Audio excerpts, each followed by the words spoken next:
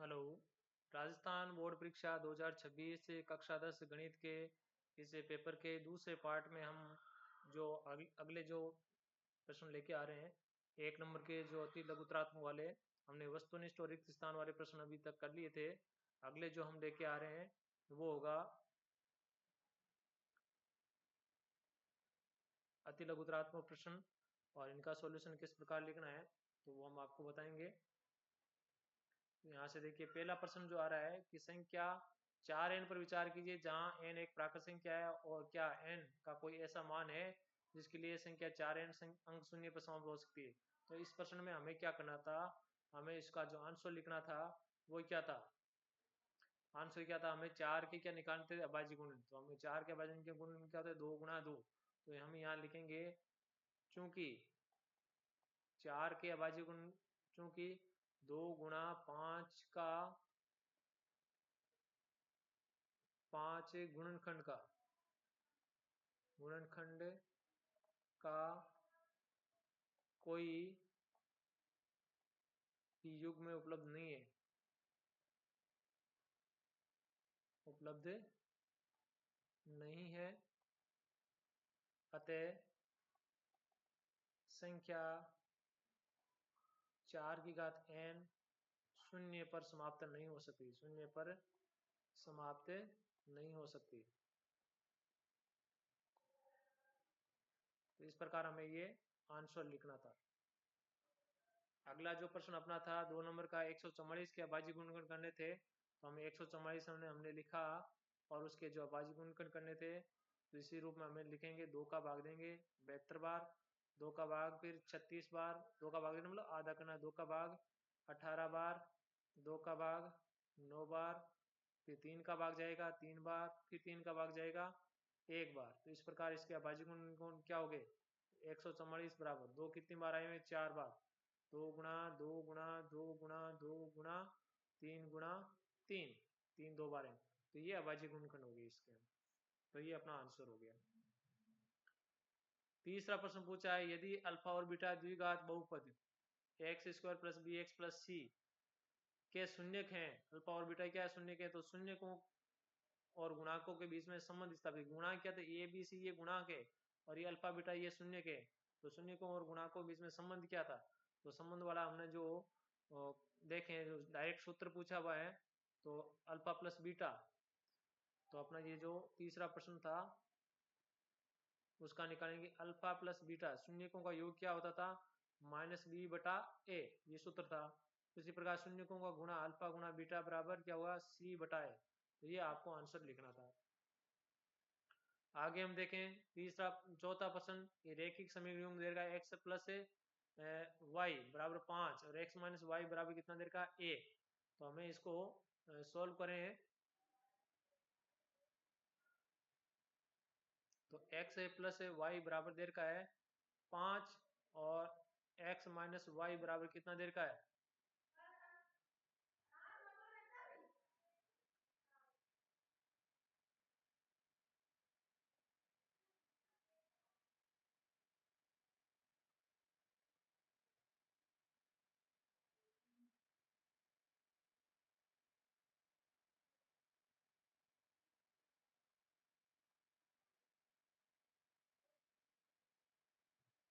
तो x minus y equal to कितना देर का था, 1 देर का था। तो हम वापिस यहाँ देखें 1 देर का। तो इसको हम विलोपन विधि से सरल करेंगे। तो दोनों के नीचे लाइन खींच देंगे, ये माइनस वाई से प्लस वाई कट गया, और दोनों को जोड़ेंगे 2x बराबर इधर कितना हो जाएगा 6। तो x बराबर कितना हो जाएगा 6/2 बराबर कितना हो जाएगा 3। अब x का मान, ये समीकरण 1 थी और ये थी समीकरण 2। तो x का मान समीकरण 1 में रखने पर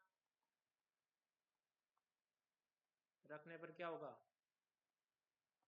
x की वैल्यू क्या हो जाएगी 3 प्लस वाई बराबर 5। वाई बराबर क्या हो जाएगा जी, 3 उधर जाकर किसका हो जाएगा, माइनस का हो जाएगा। तो वाई की वैल्यू आ जाएगी 2। तो इस प्रकार हम आंसर निकाल सकते हैं। आगे अगला प्रश्न हम देखें, समांतर श्रेणी 1 3 5 का अंतिम पद 19 देर का है। तो श्रेणी के पदों की संख्या ज्ञात कीजिए। तो श्रेणी के पदों की संख्या ज्ञात करें, तो हम इसी में काम लेंगे। तो ये कौन सा क्वेश्चन था, हम इसमें ले लेंगे क्वेश्चन संख्या 5। क्वेश्चन संख्या 5 था, तीसरे का 5वां। तो ये था समांतर श्रेणी 1 3 5 और डॉट डॉट डॉट अंतिम पद कितना था, अंतिम पद था 19, अंतिम पद 19। तो हमें क्या पूछा है कि पदों की संख्या ज्ञात n ज्ञात करना है। तो एक की वैल्यू दे रखी है 1, b हमारा क्या आने वाला है 2, तो दूसरे पद में से पहला पद घटा देंगे, 3 माइनस 1 बराबर 2। और n कितना दे रखा है हमारा, n ज्ञात करना है। और an अंतिम पद an वो कितना दे रखा है 19। nवें पद का हमें सूत्र लिखना है an बराबर a plus n minus 1 d। और इसमें जो 19 an का मान दे रखा है, a का मान 1 था प्लस n माइनस 1 था और d क्या था 2। तो यहाँ एक उधर जाएगा तो 19 में से 1 कम हो जाएगा बराबर n माइनस 1। और ये 2 यहाँ गुना में है, हमें n माइनस 1 चाहिए। तो 2 को उधर बटा में भेजेंगे तो 19 में से 1 गया, कितना बच गया 18 बटा या 2, 18 में 2 का भाग गया, कितनी बार गया 9। हमें चाहिए n, तो माइनस 1 उधर जाएगा, उधर जाकर क्या हो जाएगा प्लस का 1 बन जाएगा। तो आंसर कितना आ जाएगा 10। इस प्रकार हम इसका आंसर निकाल सकते हैं।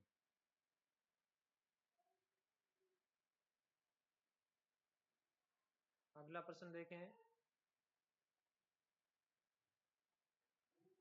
यदि बिंदु P से बाह्य बिंदु P ऐसे हैं, O केंद्र वाले किसी वृत्त पर दो स्पर्शिकाएं P और PB, दो स्पर्शिकाएं परस्पर कितने कोण पर झुकी हुई हैं 80 डिग्री पर।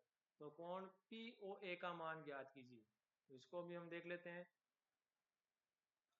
एक सर्किल ले लें,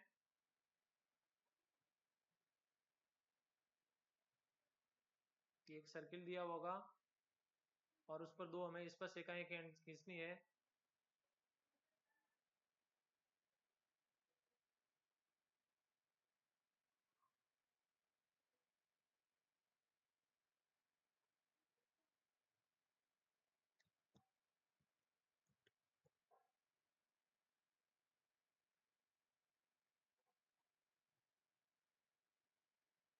तो इस पर दो स्पर्शिकाएं खींचनी है इस प्रकार, एक इधर खींच दी और इसकी भी एक दूसरी ले लेंगे। वो कह रहा दोनों स्पर्शिकाएं हैं वो कितने डिग्री कोण पर झुकी हुई है। ये अपनी दो, ये वो कह रहा है दोनों स्पर्शिकाएं हैं वो 80 डिग्री पर झुकी हुई है, 80 डिग्री पर झुकी हुई है। तो हम इसको 80 मान ले, 80 लिख देते हैं। ये कोण है 80 डिग्री, ये बार P है और ये PA एक स्पर्शिका, दूसरी होगी PB। केंद्र O है तो केंद्र O से इसको मिलाएंगे, ये मिला दिया हमने इसको और इसको इधर से मिला दिया, ये O। वो कह रहा है कि हमें ये कोण ज्ञात करना है।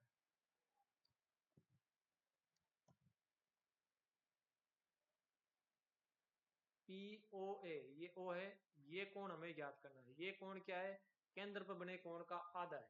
तो कोण POA क्या है, 1/2 है किसका, केंद्र पर बना हुआ कोण। केंद्र पर कोण कितना बना AOB। और केंद्र एक पर बना जो कोण है वो क्या होता है कि ये जो केंद्र पर बना हुआ टोटल कोण और ये त्रिज्या के बीच का कोण, ये दोनों क्या होते हैं संपर्क होते हैं। ये एक दिया और दूसरे को 180 में से घटा देंगे तो 180 माइनस स्पर्शिकाओं के बीच का कोण कितना है 80। तो ये हमने ये दिखा 1/2 गुणा कितना बच गया 100। और तो 100 में 2 का भाग दिया 50 डिग्री। तो आंसर कितना हो जाएगा 50 डिग्री आंसर इसका आने वाला है।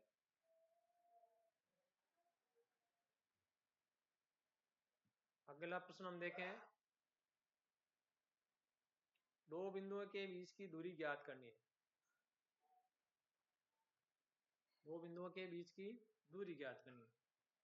7वां, तो दो बिंदु बीच की दूरी का सूत्र क्या था, दूरी मान लो एक बिंदु ए है दूसरा बी है, तो दोनों बीच की दूरी ए बी होगी। हम ये लिखेंगे दूरी ए बी बराबर स्क्वायर रूट, सूत्र लगाएंगे पहले x2 माइनस x1 का whole square plus y2 minus y1 का होल स्क्वायर।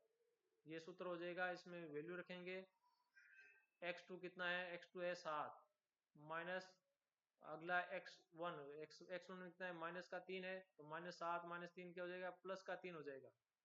इसका करेंगे स्क्वायर, प्लस y2 है 2 और माइनस y1 है 4 का स्क्वायर, तो कितना होगा, 7 3 10, 10 का स्क्वायर और प्लस -2 का स्क्वायर, तो 10 का स्क्वायर कितना हुआ 100 और -2 का स्क्वायर कितना हो जाएगा 4, माइनस का स्क्वायर प्लस में होगा तो कितना हो गया, वर्गमूल 104 इकाई या मात्रक।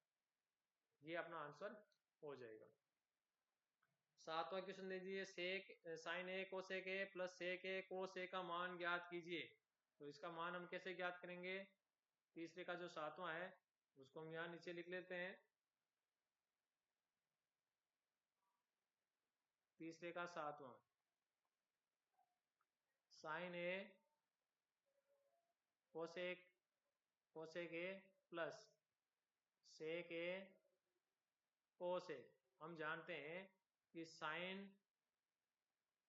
ए और कोसेक ए क्या होते हैं, एक दूसरे के व्युत्क्रम होते हैं, यानी कोसेक की जगह हम क्या लिख सकते हैं, 1/साइन लिख सकते हैं, 1/साइन कोसेक होता है, प्लस इसी प्रकार सेक क्या होता है, 1/कोस होता है, 1/कोस ए गुणा कोस ए। तो यहाँ से देखेंगे साइन ए से साइन ए कट गया, कोस ए से कोस ए कट गया, तो यहाँ क्या बच गया, यहाँ 1 बच गया, प्लस इधर भी क्या बच गया 1, तो इस प्रकार आंसर कितना हो गया, 2 आंसर हो गया। तो इस प्रकार आंसर हम निकाल सकते हैं। बड़ा इजी प्रश्न था। अगला दे रखा है, एक वृत्त के चतुर्थांश का क्षेत्रफल ज्ञात कीजिए जिसकी त्रिज्या कितनी है, 7 सेंटीमीटर है। चतुर्थांश, वृत्त के चतुर्थांश का क्षेत्रफल ज्ञात करना है और त्रिज्या दे रखी है 7 सेंटीमीटर। तो ये तीसरे का आठवां, तो चतुर्थांश का हम कोण देखें, चतुर्थांश का कोण थीटा कितना होता है, 90 डिग्री। ठीक है ना, चतुर्थांश एक वृत्त का हो गया, चतुर्थांश है, तो ये 360 को 4 भागों में बांट दिया, तो ये कोण क्या हो गया, 90 डिग्री का हो गया। और आर की वैल्यू कितनी देर की है, आर वैल्यू देर की है उसमें, त्रिज्या आर देर की है 7 सेंटीमीटर, तो इसमें हम 7 सेंटीमीटर लिखेंगे, आर बराबर 7 सेंटीमीटर। तो चतुर्थांश का क्षेत्रफल हम निकालेंगे, तो चतुर्थांश का क्षेत्रफल क्या हो गया, चतुर्थांश का क्षेत्रफल सूत्र क्या होता है,